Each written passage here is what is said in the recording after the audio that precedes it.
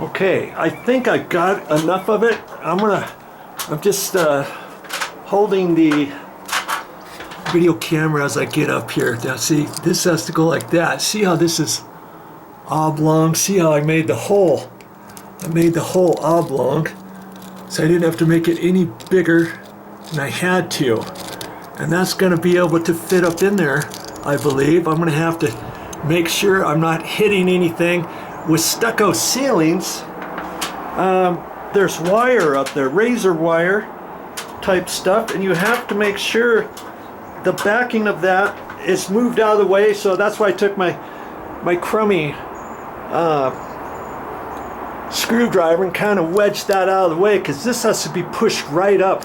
And I want to talk about this here for a minute, okay? Now once you get your hole big enough, you should be able to shine a flashlight up there, or take your finger or something to determine whether or not you think this is going to fit. Now see, when you have it on there, you don't have to make it flush with that.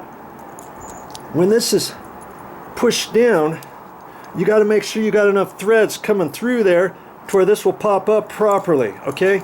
So I could, see how it's sticking out a 1/4 inch? I could make that just 1/8 of an inch. You see what I mean?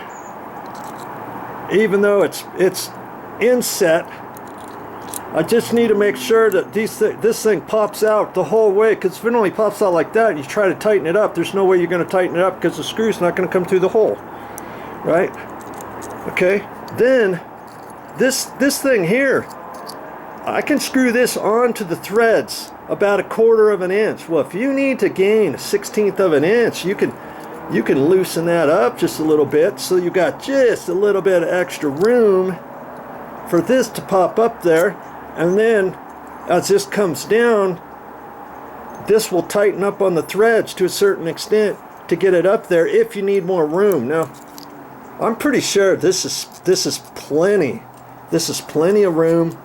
I think that stucco up there is actually, oh, maybe 1/2 inch to 5/8 of an inch, and I'm thinking, is that going to hold this whole thing? Yeah, it should, because this is going to flop over on the back side. Do you see what I mean?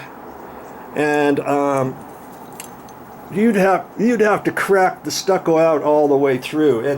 And talking about the stucco cracking, when you're using your nail set up there, you don't want to kick out too much on the back side to think you're going to get the hole a little bit bigger, and then maybe you don't use that. Now you're going to make the stucco that much weaker all the way around it once you get your toggle up there. Do you see what I mean?